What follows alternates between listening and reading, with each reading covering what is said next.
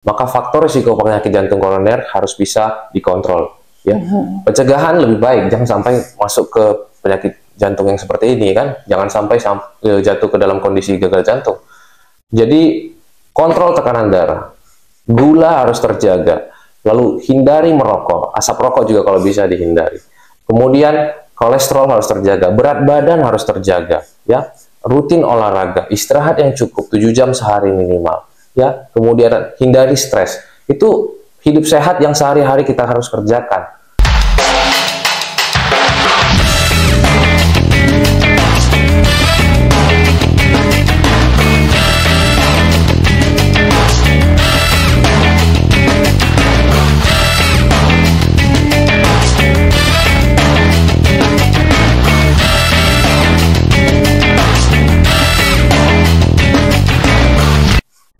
Halo, selamat pagi sahabat Rumah Sakit Santa Elizabeth Medan.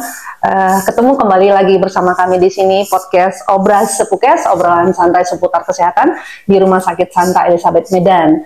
Nah, kali ini kita sedang membahas topik kita mengenai gagal jantung, di mana kita mengetahui gagal jantung ini bagi sahabat di luar sana mungkin banyak yang menjadi pertanyaan apa sih disebabkan oleh gagal jantung ini, kok tiba-tiba terkadang ada tiba-tiba saudara atau rekan kita yang tadinya sehat tiba-tiba dia kena gagal jantung begitu ya. Nah, di sini untuk membahas lebih dalam lagi saya mengundang dokter spesialis kita yang ahli dalam bidangnya, yaitu saya ditemanin oleh Dr. Marolop CDH Hutapea MCAT Kardio, spesialis jantung dan pembuluh darah. Selamat pagi semua rekan-rekan sekalian, saya Dr. Marolop, spesialis jantung dan pembuluh darah. Saya selama ini sebelumnya berpendidikan di OSU, ya. Kemudian sudah berpraktek di Rumah Sakit Santa Elizabeth semenjak 2 tahun yang lalu. Oke, baik dokter, tidak berlama-lama lagi, kita langsung ke topik yang mau kita bahas ya dokter. Apa sih itu yang dinamakan gagal jantung, dok? Ya, sebelumnya sahabat Santa Elizabeth mungkin pernah dengar ya, tapi istilah ini jadi menyeramkan gitu ya, kata gagal jantung. Jadi gagal jantung itu adalah satu kondisi di mana jantungnya tidak bisa melaksanakan fungsinya sebagaimana mestinya. Kita ketahui fungsi pompa jantung itu adalah memompa darah ke seluruh tubuh. Nah, banyak penyebabnya. Ya, salah satu tanda yang paling sering dikenali di luar sana adalah kata jantung bengkak. Ya, memang jantung yang membengkak itu adalah salah satu tanda dari kemungkinan seseorang menderita gagal jantung. Tapi tidak menutup kemungkinan pada tahap awal mungkin jantungnya masih belum bengkak, tapi ternyata sudah ada pemeriksaan yang menyatakan kalau dia memang gagal jantung. Apa sih sebetulnya temuan-temuannya? Banyak ya, itu berkaitan nanti dengan keluhan, dengan pemeriksaan, dan berbagai hal lainnya yang mengkonfirmasi kalau seseorang itu menderita gagal jantung. Intinya adalah gagal jantung adalah kondisi di mana jantung tidak bisa melakukan fungsi sebagaimana mestinya. Oke, tadi seperti dokter sampaikan ada pembengkakan jantung itu ya. Yang menjadi pemicu pembengkakan jantung ini seperti apa itu, dok? Ya, pembengkakan jantung atau gagal jantung ini banyak faktor-faktor penyebabnya. Misalnya, sebelumnya seseorang itu menderita penyakit jantung koroner. Penyakit jantung koroner kita ketahui itu sumbatan di pembuluh darah di jantung. Baik sumbatan yang sifatnya stabil atau mungkin sebuah serangan jantung yang sebelumnya tidak ditangani atau terlambat mendapatkan penanganan, itu bisa mengakibatkan gangguan dari fungsi pompa jantungnya. Ibarat kata, seperti tangan kita ini, aliran darahnya kita tutup, ya dia nggak mendapatkan suplai darah ke ujungnya, akibatnya lama-lama jaringnya menjadi rusak, gitu ya. Habis itu membusuk. Nah, itu juga yang terjadi di jantung kita, karena dia membusuk, nggak bisa bekerja, dan nggak mendapatkan suplai darah, yang tadinya memompa darahnya dengan baik seperti ini, menjadi mompanya misalkan seperti yang di sini nggak dapat aliran darah, cuma sebagian saja yang memompa, akibatnya terjadilah gagal jantung. Itu salah satu penyebab yang paling sering yang kita alami di era modern ini. Kenapa? Ya karena faktor risiko penyakit jantung koroner itu sendiri sulit sekali mengkontrolnya ya, padahal kita sudah tahu pada dasarnya dia bisa dicegah, bisa dikontrol. Salah satunya dengan mengontrol tekanan darah, mengontrol lemak darah, diabetes harus terkontrol, tidak boleh merokok, ya. Walaupun memang ada faktor risiko yang nggak bisa kita hindari, seperti misalkan usia kita yang semakin tua, jenis kelamin pada laki-laki, kemudian faktor genetik itu nggak bisa kita hindari. Selain faktor genetik berarti ada ini kalau berarti yang saya tangkap faktor genetik berarti ada keturunan juga ya? Ya benar sekali. Gitu. Semisalnya seseorang itu punya ayah atau ibu yang punya riwayat misalkan sudah pernah operasi bypass jantung atau pernah misalkan serangan jantung atau henti jantung mendadak, maka keturunannya juga punya faktor risiko seperti itu. Oh berarti begitu sudah terjawab ya, faktor keturunan juga dari ini gagal jantung ya dok, bukan dari pola makanan saja berarti ya? Ya, ada faktor risiko yang memang kita tidak bisa ubah. Tapi kalaupun kita nggak bisa ubah itu, ya kita lakukan apa yang bisa kita ubah. Misalkan yang tadi saya sebutkan yang pertama, darah tinggi, kolesterol, diabetes, tidak boleh merokok, obesitas ya. Yang semuanya saya rasa kita sudah tahu bagaimana mencegahnya. Pola hidup sehat ya, benar. Dan kemudian olahraga ya, yang harusnya sudah kita kerjakan. Tapi tidak menutup kemungkinan kalau gagal jantung itu tidak disebabkan oleh penyakit jantung koroner tadi. Ya, ada penyebab-penyebab lain, misalnya penyakit jantung bawaan. Penyakit jantung bawaan itu seperti apa? Misalnya ada lubang di jantungnya yang dari kecil sudah ada, di bawah terus sampai besar, itu bisa mengakibatkan gagal jantung. Penyakit jantung katup, misalkan di dalam jantung itu ada 4 katup, salah satunya misalkan terganggu, menutupnya tidak rapat atau membukanya tidak bagus, nah, itu bisa mengakibatkan gagal jantung. Untungnya gagal jantung yang 2 tadi saya sebutkan, baik yang penyakit jantung bawaan maupun yang penyakit jantung katup, itu kalau penyakit dasarnya atau lubangnya atau katupnya diperbaiki atau dioperasi atau ditutup atau diganti, itu penyakit gagal jantungnya bisa pulih. Masih bisa ditolong ya dok? Bisa pulih, ya bisa pulih dan pulih normal, kira-kira begitulah ya. Lalu penyebab lain juga ada yang akibat dari dampak kehamilan, ya. Ini berkaitan dengan darah tinggi pada saat kehamilan. Lalu penyakit-penyakit lain yang diturunkan, misalkan penyakit-penyakit seperti kelainan di sel-sel jantungnya, infiltrative disease. Lalu ada juga penyakit-penyakit seperti gangguan irama jantung yang punya penanganan-penanganan masing-masing, yang dimana kalau misalkan ditangani penyakit utamanya, aritmia atau penyakit irama jantungnya itu, bisa mengakibatkan kembali dia normal. Ya. Jadi banyak sekali penyebabnya, tidak hanya penyakit jantung koroner. Baik dokter. Tadi ada satu poin yang saya tangkap mengenai pembuluh darah ya pada saat dokter menjelaskan di jari tadi. Kalau misalnya varises itu gimana itu dokter? Itu kan yang saya tahu ya sebagai masyarakat awam, mungkin sahabat di luar sana juga, varises itu kan pengaruhnya ke ini juga ya dok, pembuluh darah itu ada pengaruhnya nggak dok kira-kira dok? Varises itu adalah situasi yang berbeda dengan yang tadi yang saya sebutkan. Walaupun memang kalau dia punya gagal jantung bisa memperberat kondisi varises itu. Varises itu adalah penyakit masalah dari sistem vena. Vena itu adalah aliran darah yang balik ke dalam jantung, dibawa melalui pembuluh darah. Akibat dari terlalu lama dia misalkan berdiri lama atau dia terlalu lama misalkan diberi beban, pembuluh darah vena itu makin lama membesar. Membengkak ya. Nah, membesar dia membengkak. Nah, kadang-kadang kondisinya tidak reversibel, tidak bisa dia balik normal lagi. Nah, misalkan dia udah tua ya, pembuluh darahnya ini udah mulai kaku dan segala macamnya, dia membesar lah gitu kan, dan dia menetap. Nah, itu berbeda lagi penanganannya, itu memang di bidang jantung juga ada, namanya di divisi vaskular. Ya, tapi berbeda dengan penyakit jantung, penyakit ke varisesnya tadi ya dokter. Oke. Baik dokter, untuk memperdalam diskusi mengenai gagal jantung ini lagi, apabila sudah terdiagnosa sebagai gagal jantung, itu kira-kira apa yang harus dilakukan oleh pasiennya dokter gitu? Nah, sebelum untuk dilakukan kita harus tegakkan dulu nih kan, gimana sih sebenarnya orang yang gagal jantung itu. Memang dari keluhannya sebenarnya sangat yang paling khas adalah dia sesak nafas. Sesak nafas ini kita tidak selalu harus artikan dia harus masuk rawat inap sesak gitu ya, enggak ya. Jadi kalau dia mudah capek, misalkan yang tadinya dia bisa mengerjakan pekerjaan hariannya, bekerjalan, habis itu terasa kok sekarang saya nggak bisa lagi ya nyuci piring atau cuci baju yang sehari-hari dulu. Sering lelah gitu ya dok? Iya, artinya ada keterbatasan aktivitas fisiknya. Ya, kemungkinan salah satu penyebabnya bisa dari gagal jantungnya. Selain itu juga mungkin dijumpai ada kaki yang membengkak. Ya, kaki yang membengkak itu dilihat nanti gimana. Contohnya misalkan di daerah sekitar tulang keringnya atau di daerah punggung telapak kakinya, itu kita tekan dia masuk ke dalam, habis itu dibiarkan dia tetap tinggal di dalam gitu kan. Nah, itu salah satu kemungkinan bisa jadi salah satu penyebab dari gagal jantungnya. Atau yang paling sering lagi mungkin keluhan-keluhan yang nggak spesifik, misalkan perutnya rasanya nggak nyaman, ya. Tapi biasanya disertai dengan tanda-tanda yang tadi ya, mudah lelah, sesak nafas, atau rasa nggak nyaman di dada. Itu juga bengkak, sudah jadi ya. ciri-ciri untuk gagal jantung ya, Dok. Ditambah lagi kalau kita punya faktor risiko ya kan, kita punya faktor risiko penyakit jantung koroner misalnya, atau dari pemeriksaan yang lain dulunya waktu kecil sudah pernah dibilang ada penyakit jantung bawaan, makin meningkatkan kecurigaan kita. Lalu kita lakukan pemeriksaan lanjutannya. Nah, pemeriksaan lanjutannya apa? Ya, harus konsultasi ke dokternya. Kita konsultasi, yang saya tanya ya riwayat-riwayat tadi, lalu kita kemudian pemeriksaan fisik ya, karena dari pemeriksaan fisik pakai stetoskop kita bisa dengar itu nanti.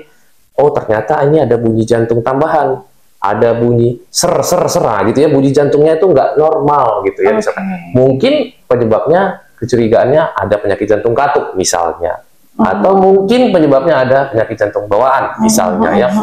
Lalu dari pemeriksaan kita periksa juga tekanan darahnya, head to toe, dari atas sampai bawah kita periksa. Habis itu kita lanjutkan dengan pemeriksaan tambahan. Pemeriksaan tambahannya dimulai dari mana? Rekam jantung. Ya, ini yang sering sekali khasnya di jantung ya. Selalu diperiksa rekam jantung, keluar grafik-grafik yang dari EKG gitu ya? Iya, EKG nama medisnya.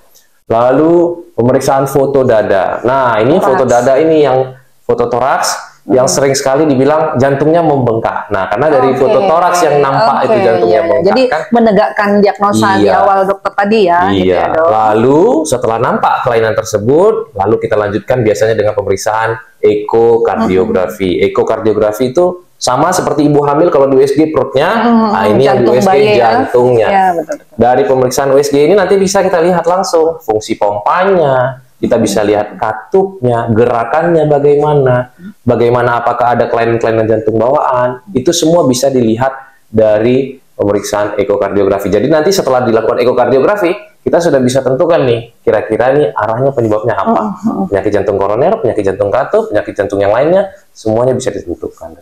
Baik dokter, untuk satu tambahan pertanyaan lagi dok, kebetulan saya punya teman ya, saudara ya, yang mulai dari bayi anaknya itu sudah didiagnosa ada kebocoran jantung dan disampaikan ini ada faktor dari menghirup asap rokok. Apa benar dok? Ya, penyakit jantung bawaan itu penyebabnya adalah kelainan pada masa pertumbuhan janin waktu dia di dalam kandungan. Penyebabnya apa bisa terjadi kelainan seperti itu? Yang paling sering nomor satu itu sebetulnya bukan asap rokok ya. Nomor satu yang paling sering itu adalah infeksi pada masa kehamilan. Infeksi? Pada masa kehamilannya. Misalnya dia pernah terinfeksi rubella atau toksoplasma. Yaitu ya pemeriksaan-pemeriksaan yang saya rasa di-screening oleh dokter obgyn pada saat masa kehamilannya.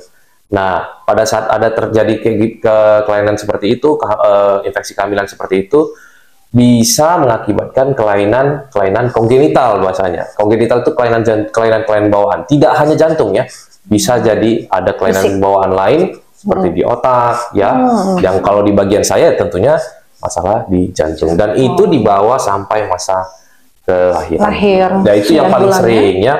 Nah, walaupun memang tidak menutup kemungkinan ada penyebab lain ya, environmental ya, stres pada masa kehamilan, kemudian genetik juga punya peranan paling besar di sini ya. Jadi banyak penyebab-penyebab lain yang memang masih diteliti juga dan berkontribusi dalam penyebab penyakit jantung bawaan tersebut. Oke, berarti mitos ya dokter kalau itu disebabkan karena kita nggak bisa bilang ya, dok? Kita nggak bisa bilang mitos juga. Gitu. Ya maybe ada hubungannya ya. Faktor kesana juga terkaitnya ya dok? Ya, kita nggak bisa bilang 100% kan karena isi asap rokok itu prinsipnya adalah oksidatif, merusak juga ke dalam ya, bisa aja berdampak ke situ ya. Iya, oke.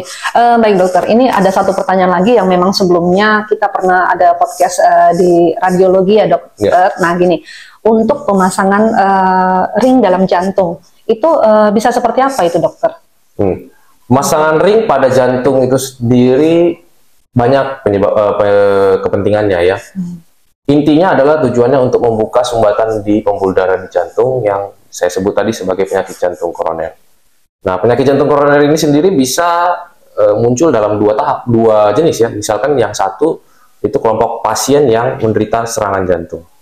Kalau dia menderita serangan jantung itu wajib sekali ya.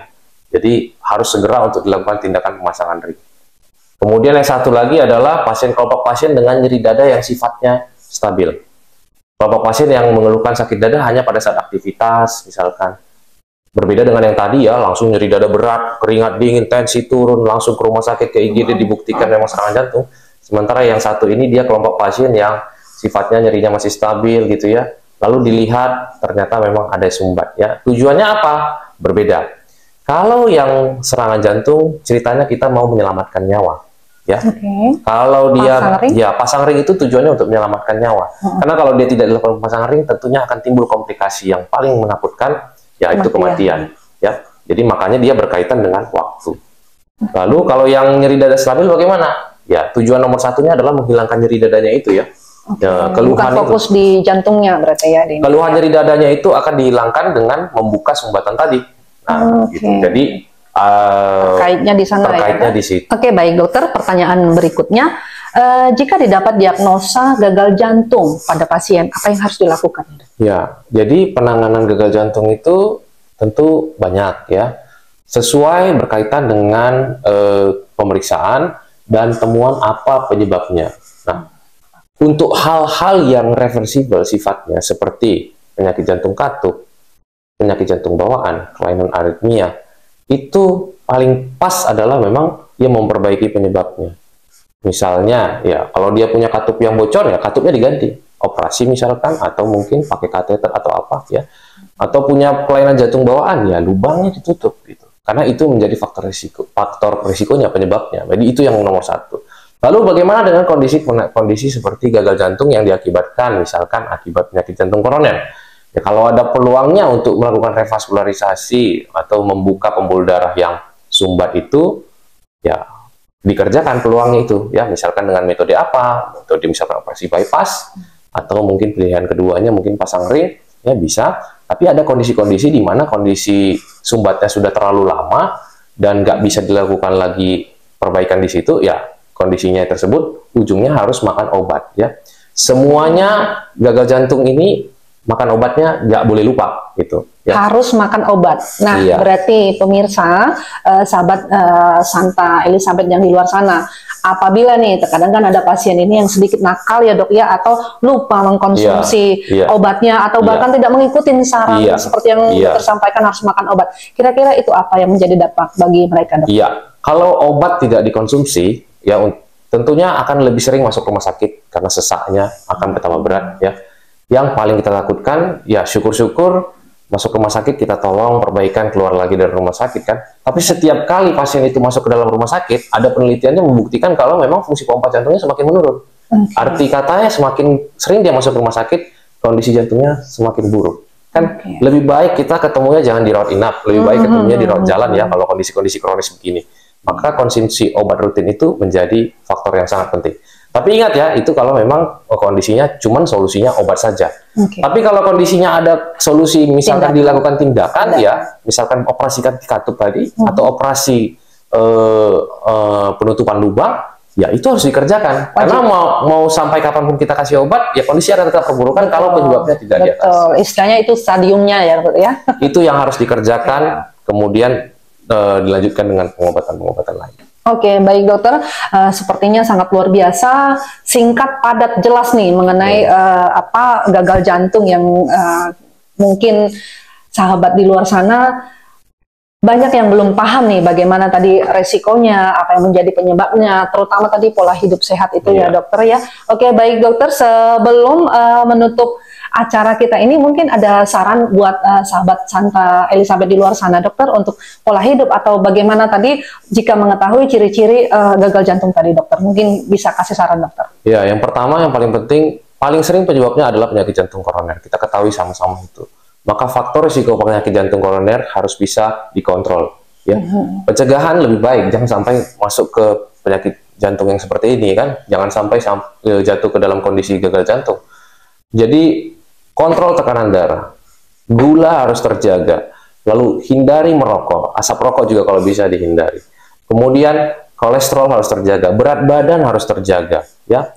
rutin olahraga, istirahat yang cukup 7 jam sehari minimal, ya. Kemudian hindari stres. Itu hidup sehat yang sehari-hari kita harus kerjakan.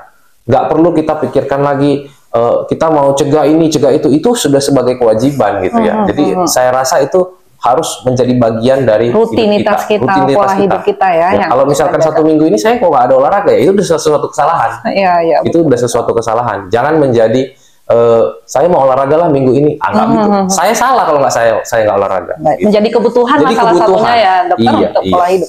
Oke, terima kasih banyak dokter waktunya untuk menjelaskan bagaimana untuk gagal jantung menjaga pola hidup sehat tadi.